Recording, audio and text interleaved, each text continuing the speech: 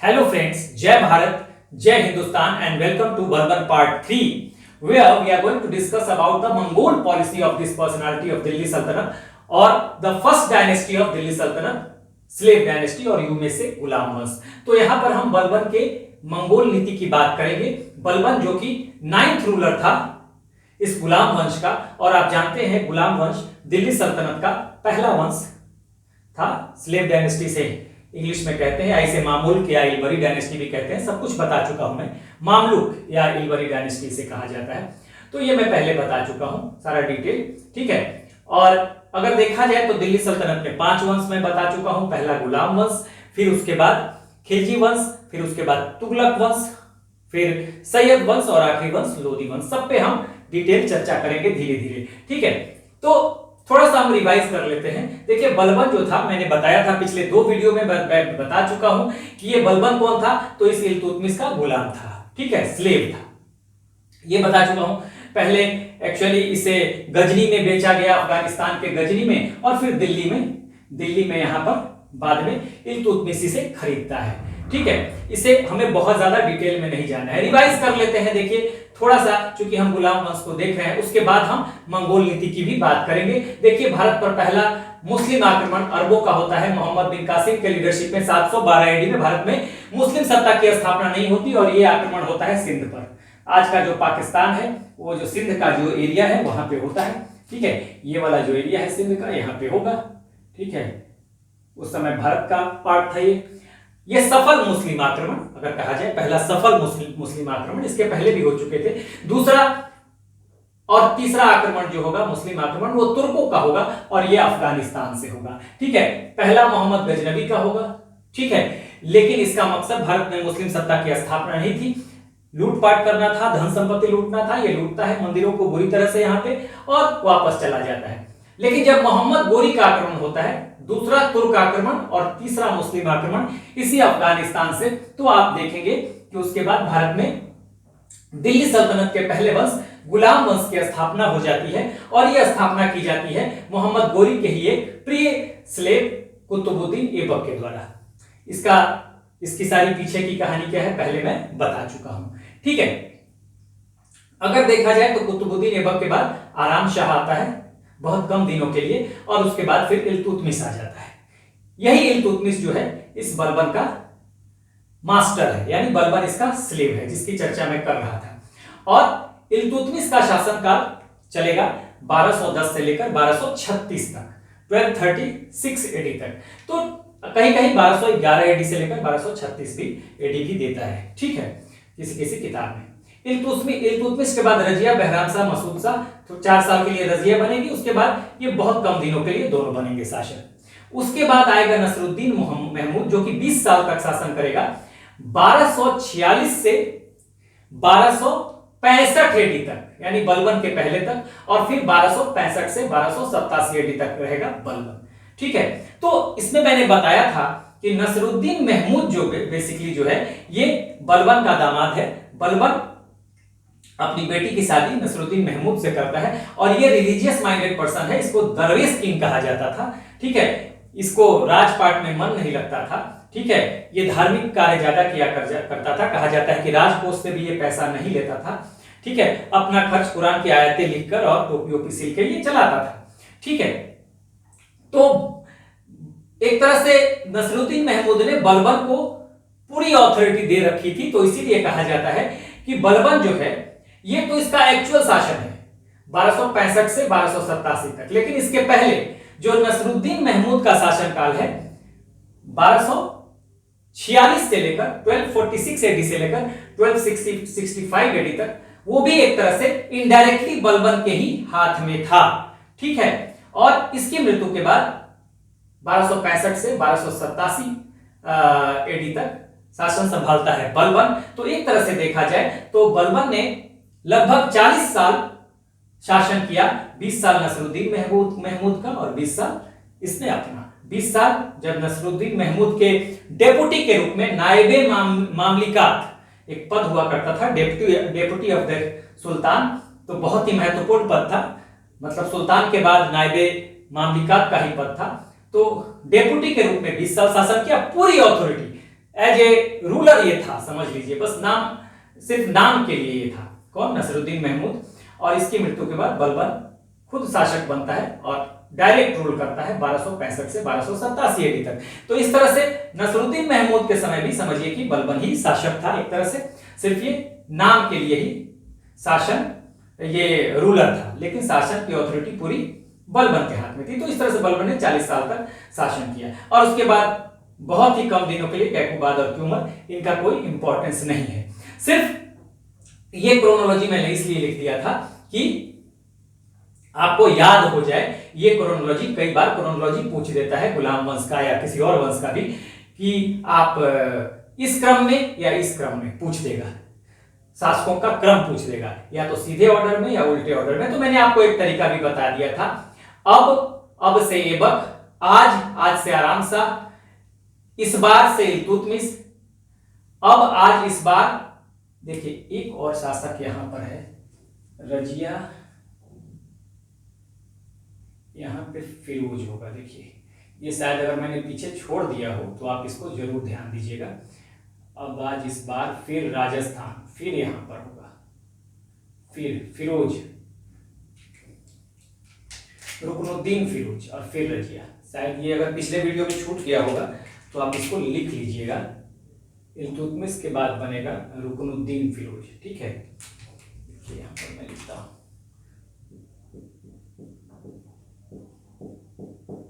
तीन फिरोज और फिर उसके बाद रजिया, ठीक है। तो कई बार ये हो जाता है, अगर पीछे वाले वीडियो में ये रुकनुद्दीन फिरोज का नाम छूट गया होगा तो पहले वीडियो में मैंने बताया हुआ है, कहीं गलती से छूट गया होगा ये, ठीक है ना। तो देखिए अब से ऐबक, आज से आराम शाह, इस बार से इल्तुतमिश। देखिए मुझे वो याद था, अब आज इस बार फिर करके मैंने जो ट्रिक बताया था उससे मैंने पकड़ लिया कि यहां पे छूट रहा है। अब से ऐबक, आज से आराम शाह, इस बार से इल्तुतमिश, अब आज इस बार फिर से फिरोज, आगे रुकनुद्दीन फिरोज लगा देना है। राजस्थान रजिया, बिहार बहराम शाह, में मसूद शाह, नसरुद्दीन का नसरुद्दीन महमूद, बाल से बलबन, हाँ, कटाएगा से कैकुबाद और क्यों से क्यूमर।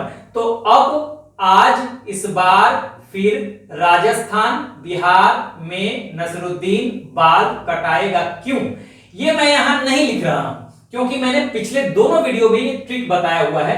अब आज इस बार फिर, नोट कर लीजिए, अब आज इस बार फिर राजस्थान, बिहार में नसरुद्दीन बाल कटाएगा क्यों। अब आज इस बार फिर राजस्थान, बिहार में नसरुद्दीन बाल कटाएगा क्यों। देखिए इससे आज मैंने जैसा ही पढ़ा मुझे पता चल गया कि यहां पे फिरोज का नाम छूट रहा है, तो मैंने नोट कर लिया, यहां लिख दिया।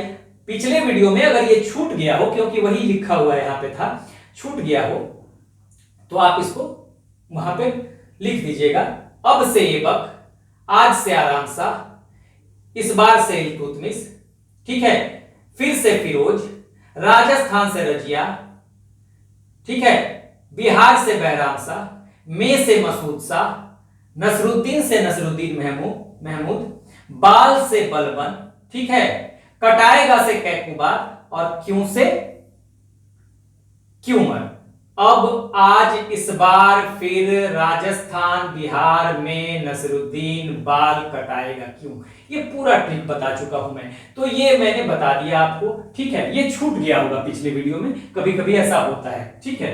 अब देखिए जो हमने पढ़ा था, मैंने आपको बता दिया था बलबन के बारे में कि बलबन ने चालीसा का अंत कर दिया था। वही चालीसा जिसमें शामिल किया था इसे इल्तुतमिश ने, ये चालीसा का एक सदस्य था जिसे तुर्काने चहलगानी भी कहा जाता था, गुलामे चहलगानी, ठीक है, या कॉर्प्स ऑफ 40 या ग्रुप ऑफ 40, 40 गुलामों का एक ग्रुप बनाया था इल्तुतमिश ने शासन करने के लिए, जो कि इल्तुतमिश के बाद बहुत ज्यादा डोमिनेंट हो गया था। और इसने जो दिल्ली सल्तनत के यानी गुलाम वंश के जो शासक हैं आगे के, उनको इसने चालीसा ने पपेट की तरह इस्तेमाल किया। इसलिए जब बलबन खुद शासक बनेगा तो ये चालीसा को ही खत्म कर देता है, ताकि जो चालीसा है इसे पपेट की तरह इस्तेमाल ना कर पाए, ठीक है। तो ये चालीसा का अंत किया किसने, बलबन ने। शुरुआत किसने की थी चालीसा का, इल्तुतमिश ने। इसका जो मास्टर है यानी इल्तुतमिश किसका गुलाम था, सॉरी इल्तुतमिश इसका गुलाम था, ऐबक का, और जबकि बलबन जो है ये इल्तुतमिश का गुलाम है, स्लेव है। ठीक है, उसके बाद इसने सिजदा शुरू किया। सिजदा का मतलब क्या होता है, इस सब एग्जाम में आता है, मैंने एक बार लिख दिया है। चालीसा को खत्म करता है, सिजदा शुरू किया। सिजदा का मतलब प्रोस्ट्रेट यानी कि साष्टांग प्रणाम करना, घुटनों के बल बैठकर और सुल्तान को साष्टांग प्रणाम करना। पैबोस, किसिंग द मोनार्क्स फीट यानी कि सुल्तान के या राजा के पैरों को चूमना। नौरोज एक ईरानी फेस्टिवल था, ये सब ईरान का सिस्टम था जो कि ये लेके आता है।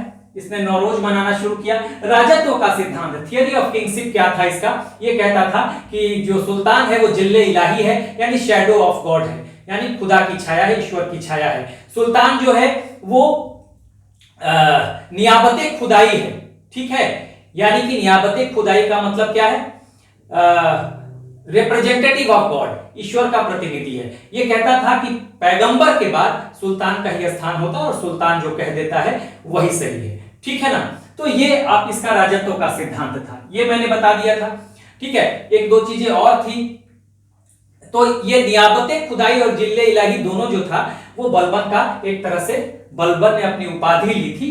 ठीक है, सुल्तान के लिए, सुल्तान बना तो उसने उपाधि ले ली, क्योंकि इसको दिखाना था कि हम खुदा के रिप्रेजेंटेटिव हैं, ईश्वर के रिप्रेजेंटेटिव हैं। उसके बाद नसरुद्दीन महमूद ने इसको उलुग खान की भी उपाधि दी थी। गयासुद्दीन बलबन के नाम से ये बैठा था गद्दी पर, यानी कि इसके टाइटल में उपाधियों की बात करें तो उलुग खान, गयासुद्दीन, ठीक है, जिल्ले इलाही और नियाबते खुदाई। ये यहां पे लिख नहीं रहा हूं, पीछे सारा लिखवा दिया है। ये राजत्व का सिद्धांत मैंने बता दिया। Iron and blood policy, law और रक्त की नीति, ये क्या था भाई, ये भी बता दिया था कि इसने कहा था कि भाई इसकी नीति ये थी, ये जो पॉलिसी थी कि भाई विरोधियों का दमन किसी भी हाल में करना है, चाहे खून की नदियां बहा देनी पड़े। ठीक है, पूरे तरह से ये बहुत बड़ा डिक्टेटर था, निरंकुश शासन पूरी तरह से। तो ये लॉ और रक्त की नीति है और इसने ऐसा किया भी। इसके अलावा इसको लागू करने के लिए लॉ और रक्त की नीति को इसने हंसना उसना बंद कर दिया था कोर्ट में। हाँ, ड्रिंकिंग पे रोक लगा दिया था, मुस्कुराना तक दूर था, हंसना तो दूर की बात है, मुस्कुराना तक बैन था। हाँ, प्रतिबंधित था, कोर्ट में बहुत गंभीर रहा करता था, नीच कुल के लोगों से बात नहीं करता था। ठीक है, ऑर्डिनरी लोगों से बात नहीं करता था। तो बहुत सारी चीजें मैंने ये बता दिया, तो इसको ध्यान रखिएगा कि ये सब किसने शुरू किया था, बलबन ने। कहां से आया था ये, ईरान से, ईरानी प्रथा थी ये। ठीक है, तो अगर आ जाए कि अपने दरबार का गठन ईरानी प्रथाओं के आधार पर करने वाला कौन था, तो बलबन था। ठीक है, तो ये सब हमने देख लिया। अब हम देखते हैं इस मंगोल नीति को, जो कि हमें देखना है। सारा मैंने बता दिया। देखिए, मैंने ये भी बता दिया था अभी, आप इसको समझ लीजिए कि 1200 बता ही दिया, 1265 से, यानी कि नसरुद्दीन महमूद का जो शासन काल है ये कब से था, 1246 से 1265 एडी। ठीक है, एडी है ये। ठीक है, और एक तरह से ये पीरियड भी बलबन के ही हाथ में रहा। एडी मैंने नहीं लिखा है, 1246 से 1265 है। ये जो नसरुद्दीन महमूद का 20 साल का शासनकाल है, ये भी पूरी अथॉरिटी बलबन के पास थी। तो 20 साल ये इनका शासन करेगा इनडायरेक्टली, और 20 साल ये अपना करता है 1265 से 1287 एडी में। 1287 एडी में बलबन की मौत हो जाएगी। ठीक है, अब देखिए मंगोल नीति। मंगोल नीति को देखिए, अगर देखा जाए तो मंगोल नीति बलबन के पहले थोड़ा समझ लेते हैं। मैंने बताया भी था कि मंगोल जो एक तरह से लगा था, मंगोलों का एक बड़ा खतरा लगा था इल्तुतमिश के समय लगा था। ठीक है, क्या हुआ था उस समय, मैंने बताया भी था कि देखिए कि यहां पर सेंट्रल एशिया में ख्वारिज्म अंपायर था। ख्वारिज्म अंपायर था यहां पर, देखिए ख्वारिज्म अंपायर। ये ख्वारिज्म अंपायर, इस ख्वारिज्म अंपायर पर मंगोलों का अटैक होता है। ठीक है, यहां पे इस ख्वारिज्म अंपायर पे मंगोलों का अटैक होता है। देखिए ये ख्वारिज्म अंपायर है, इस पे होता है अटैक मंगोलों का। ठीक है, जब मंगोलों का अटैक होता है तो ख्वारिज्म का जो शासक है, ख्वारिज्म शाह कहते थे, ठीक है, या शाह ऑफ ख्वारिज्म कहें, तो ये भाग जाता है कैस्पियन सी की तरफ। ठीक है, जबकि इसका बेटा जलालुद्दीन मकबरनी, ठीक है, ये चंगेज खान के नेतृत्व में ये मंगोल आक्रमण होता है ख्वारिज्मों पे। ये इन्होंने पूरे सेंट्रल एशिया को, मध्य एशिया को, देखिए इसके ऊपर पूरा मध्य एशिया है, पूरे मध्य एशिया को इन्होंने तहस नहस कर दिया था इन मंगोलों ने। ठीक है, जब चंगेज खान के नेतृत्व में मंगोलों का आक्रमण होता है, किसके नेतृत्व में होता है मंगोलों का आक्रमण? इल्तुतमिश के समय की बात मैं कर रहा हूं। ये होता है चंगेज खान के नेतृत्व में। ये ख्वारिज्म अंपायर है, सेंट्रल एशिया, ईरान और लिए हुए। तो यहां से ख्वारिज्म का शासक भागता ही चला जाता है कैस्पियन सी की तरफ, जबकि इसका बेटा जलालुद्दीन मकबरनी जो है ये पहुंच जाता है यहां सिंध पे। ठीक है, सिंध पे पहुंच के ये इल्तुतमिश से पनाह मांगेगा, शेल्टर मांगेगा कि भाई आप मुझे पनाह दीजिए। तो इल्तुतमिश ने ये महसूस कर लिया था कि अगर ये जलालुद्दीन मकबरनी को यहाँ पे, चूंकि ये कौन है, ख्वारिज्म के शाह का बेटा है, इसका यहाँ ख्वारिज्मी एम्पायर का ये राजकुमार है। तो चूंकि मंगोल पीछा कर रहे हैं तो ख्वारिज्म का जो रूलर है ख्वारिज्म शाह वो कैस्पियन सी की तरफ भागता है, जबकि जलालुद्दीन मकबरनी जो राजकुमार है वो यहां आता है सिंध की तरफ। तो जब ये शेल्टर मांगता है इल्तुतमिश से, तो इल्तुतमिश बड़ी पोलाइटली मना कर देता है कि यहाँ का क्लाइमेट ठीक नहीं है, इसलिए हम आपको शेल्टर नहीं दे सकते। और इससे क्या होता है कि इससे ये मंगोलों का जो खतरा था उसको ये टाल देता है, क्योंकि दिल्ली सल्तनत अभी नई थी। ठीक है ना, अगर इसने मकबरनी को पनाह दे दिया होता भारत में तो ये मंगोल भारत में भी घुस जाते, और जिस तरह से उन्होंने सेंट्रल एशिया को तहस नहस किया था ये दिल्ली सल्तनत को भी तहस नहस कर सकते थे। तो इस तरह से कहा गया कि अपनी चालाकी से इसने क्या किया, मंगोल खतरे को टाल दिया था इल्तुतमिश ने। ठीक है, उसके बाद मंगोल नीति को देखा जाए तो ये सब लोग बहुत कम दिनों के लिए शासक रहे। एक बार नसरुद्दीन महमूद के समय में मंगोल नीति आप देखेंगे तो मैंने ये बताया कि मंगोल नीति में भी आप देखेंगे कि नसरुद्दीन महमूद के समय बलबन ने, क्योंकि मैंने ये बताया कि बलबन ने इनडायरेक्टली इसका भी शासन संभाला था नसरुद्दीन महमूद का, क्योंकि इसका ये नायबे मामलिकत था, यानी कि डेप्यूटी था इसका। ठीक है, तो इनडायरेक्टली अथॉरिटी जो थी बलबन के ही हाथ में थी। तो नसरुद्दीन महमूद के समय 1556 एडी की बात है। ठीक है, 1246 से 1265 नसरुद्दीन महमूद का समय है, और ये देखिए इसी के बीच का समय है 1256 एडी। तो 1256 एडी में मंगोल नेता हलाकू खान से समझौता किया था, किसने? बलबन ने। ठीक है, और पंजाब वाले क्षेत्र में, ये जो पंजाब वाला क्षेत्र है यहाँ पे शांति व्यवस्था कायम की थी। तो ये तो नसरुद्दीन महमूद के समय की बात है जब इनडायरेक्टली रूल कर रहा था बलबन। लेकिन जब डायरेक्ट रूल में आता है, देखिए इस पीरियड में, उस समय जो खतरा है नॉर्थ वेस्ट फ्रंटियर जो है ना भारत का, इधर से ही मंगोल आ रहे हैं। मंगोलों का पहले भी इल्तुतमिश के समय भी इधर से ही, देखिए ये ख्वारिज्म अंपायर, मंगोलों का आक्रमण चंगेज खान के नेतृत्व में। ठीक है, ख्वारिज्म शाह किधर भागता है? कैस्पियन सी की तरफ, जबकि उसका बेटा जलालुद्दीन मकबरनी, इल्तुतमिश के समय की बात बता रहा हूं, सिंध पर आएगा, इल्तुतमिश से पनाह मांगेगा, शेल्टर मांगेगा, इल्तुतमिश मना कर देगा, और इस तरह से मंगोल खतरे से इल्तुतमिश बचा लेगा दिल्ली सल्तनत को। अगर ये मकबरनी आ जाता, इसको शेल्टर दे देता इल्तुतमिश, तो ये मंगोल जो थे निश्चित तौर पे भारत में आते, और जिस तरह से इन्होंने सेंट्रल एशिया को तहस नहस कर दिया था, ये दिल्ली सल्तनत को भी खत्म कर देते। तो अपनी चालाकी से कहा जाता है इल्तुतमिश ने बचा लिया। लेकिन उसके बाद नसरुद्दीन महमूद के समय ये घटना होती है जब हलाकू खान से बलबन जो है ये समझौता करके पंजाब में शांति व्यवस्था कायम करता है। उसके बाद खुद जो अपना ये डायरेक्ट रूल है, यानी 1265 से 1287 के बीच का रूल है, उस समय देखिए नॉर्थ वेस्ट फ्रंटियर से ही तो है खतरा मंगोलों का। तो क्या करता है कि यहां पर देखिए बिल्ड करता है, क्या बनवाता है, लाइन ऑफ फोर्ट्स, मतलब आप कहिए तो किले बनाता है, उनका एक श्रृंखला तैयार कर देता है, ताकि मंगोल आक्रमण से, अगर मंगोल आक्रमण भी हो तो उसको संभाला जा सके। उसके अलावा जो पुराने फोर्ट्स थे, पुराने किले थे या दुर्ग थे, उसकी भी मरम्मत कराएगा, रिपेयरिंग कराएगा, ये करेगा। उसके बाद अपॉइंट करेगा शेर खान, इसका कजिन है।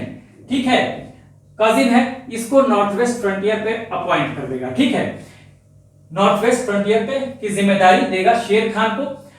शेर खान से मंगोलों को बहुत ज्यादा डर था, इसलिए शेर खान, ये इसका कजिन था शेर खान, जब तक जिंदा था तब तक तो मंगोल खतरा टला रहा। लेकिन 1270 एडी में जब शेर खान की मौत हो जाती है, कहा जाता है कि शेर खान भी चालीसा का मेंबर था, इस चालीसा का, और इसको भी पॉइजन दिलवाया था बलबन ने, क्योंकि ये चालीसा को खत्म कर रहा था। पीछे में मैंने सारा आपको डिटेल बताया हुआ है। तो जब शेर खान की मृत्यु हो जाएगी 1270 एडी में, उसके बाद मंगोलों का खतरा बढ़ जाएगा। तो क्या होगा कि नॉर्थ वेस्ट फ्रंटियर को ये दो पार्ट में बांट देगा, दो हिस्सों में बांट देगा। एक हिस्सा अपने बड़े बेटे को देगा, प्रिंस मोहम्मद को, ठीक है, और दूसरा हिस्सा ये बुगरा खान को, इसका छोटा बेटा है, बड़ा बेटा छोटा बेटा। तो प्रिंस मोहम्मद को देगा सिंध, मुल्तान और लाहौर का इलाका। ये सिंध है, ये सिंध वाला इलाका है, ठीक है, ये आपको मुल्तान है, जबकि ये लाहौर है। ये इलाका दे देगा किसे?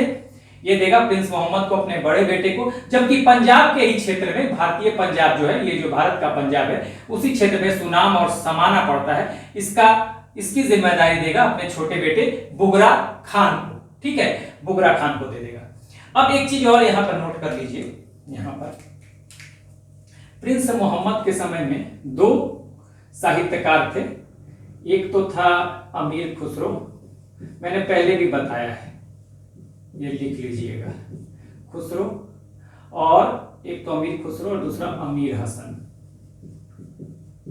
ये दोनों पर्शियन राइटर थे। तो कहा जाता है कि इनका जो साहित्यिक करियर शुरू होता है इसी की देखरेख में, प्रिंस मोहम्मद की देखरेख में शुरू होता है इनका जो लिटरेरी करियर है, अमीर खुसरो का और अमीर हसन का। तो ये पहले भी मैं बता चुका हूं। तो पूछा जाए कि किसके देखरेख में शुरू हुआ था, हाँ, तो प्रिंस मोहम्मद की देखरेख में ही, इसी के पैट्रनेज में, संरक्षण में, इसी के संरक्षण में अमीर खुसरो का और अमीर हसन का, दोनों पर्शियन राइटर थे। आपने नाम सुना भी होगा, अमीर खुसरो तो बहुत ही फेमस आपका नाम है।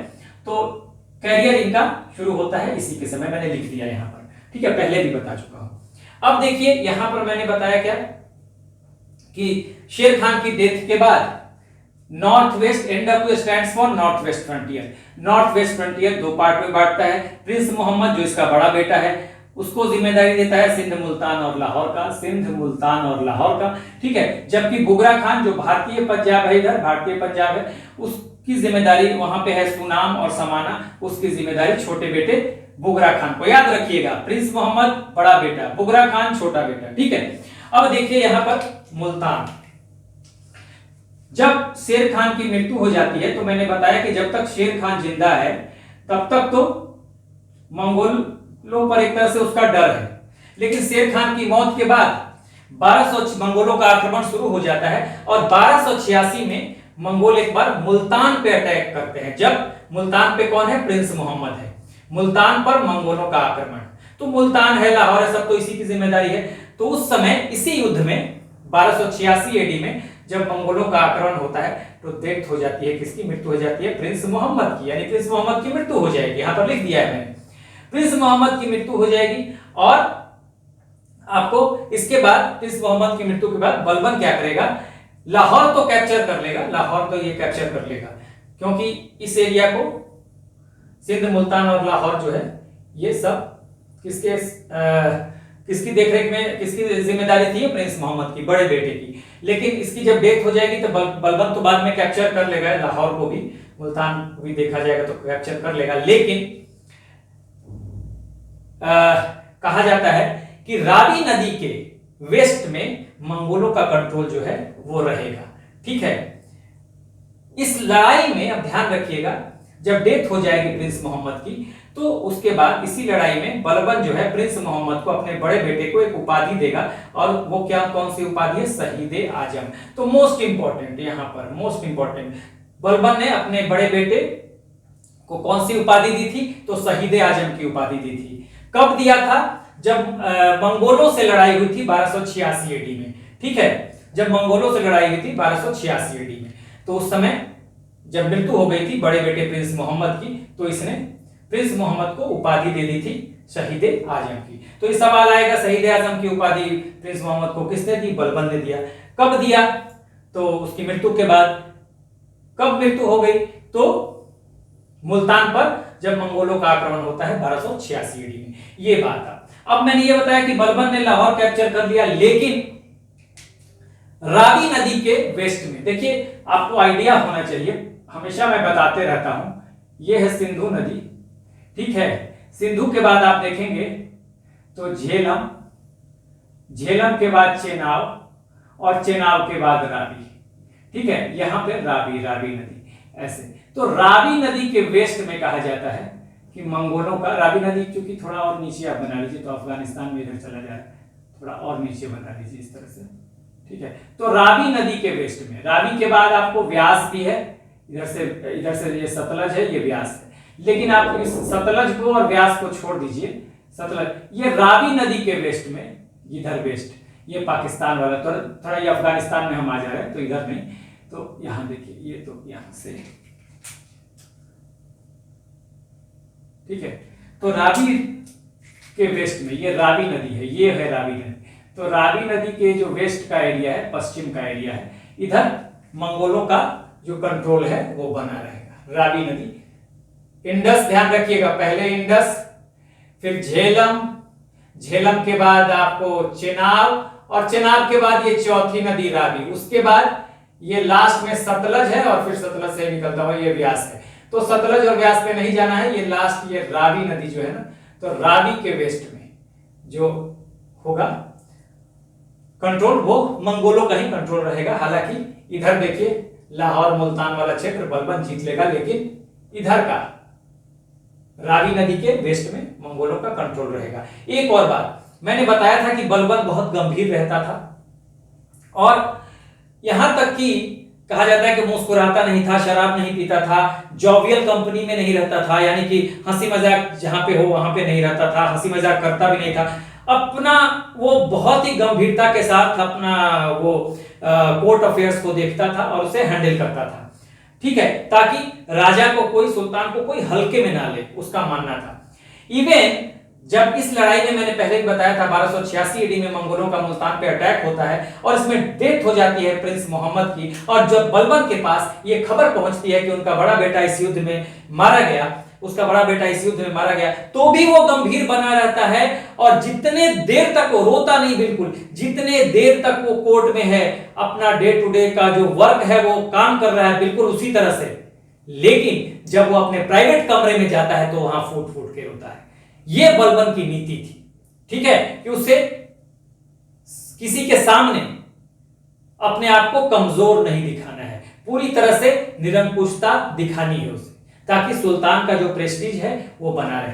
तो इसी के डेथ के बाद बलबन को बहुत बड़ा शॉक लगता है, और उसके बाद वो बीमार हो जाता है, और 1287 ईडी में बलबन की डेथ हो जाएगी। तो बलबन की मंगोल नीति को आप मेरे ख्याल से समझ गए होंगे।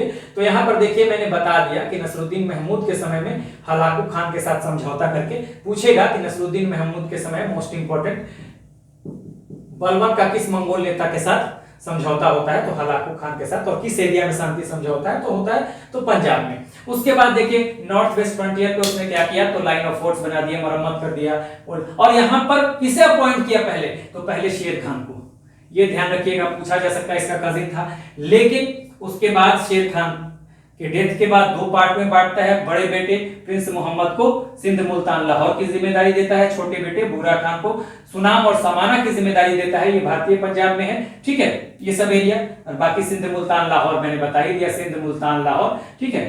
तो ये जिम्मेदारी दे देता है। 1286 ईडी में जब मंगोलों का अटैक होता है मुल्तान पर, इस मुल्तान पे अटैक होगा, उसमें डेथ हो जाएगी इस प्रिंस मोहम्मद की, यहाँ पे मैंने लिख भी दिया है। तो ये सवाल आएगा कि जब 1286 ईडी में मंगोलों का अटैक होता है, उसमें किसकी डेथ होती है, तो प्रिंस मोहम्मद की। ये कौन है, बलबन का बड़ा बेटा है। इसे बलबन ने कौन सी उपाधि दी, शहीद आजम की उपाधि दी। तो ये सब सवाल यहां से बनेगा। और मंगोल नीति पर अगर लिखने के लिए भी आए तो आप कम से कम 100 वर्ड यहां से निकाल सकते हैं इल्तुतमिश से जोड़ते हुए, ठीक है। तो मेरे ख्याल से ये, और बाकी ये मैंने बता ही दिया, यहां से भी सवाल आता है, ये चालीसा को किसने खत्म किया, तो बलबन ने शुरू किसने किया, इल्तुतमिश ने, ठीक है। सिजदा, पैपोस और नौरोज की शुरुआत किसने की, तो बलबन ने। सिजदा क्या था, तो सिजदा साष्टांग प्रणाम करने को, घुटने के बल बैठकर सुल्तान को प्रणाम करना है, ठीक है, जिसको प्रोस्ट्रेट कहते हैं इंग्लिश में। पैपोस, किसिंग द मोनार्क फीट,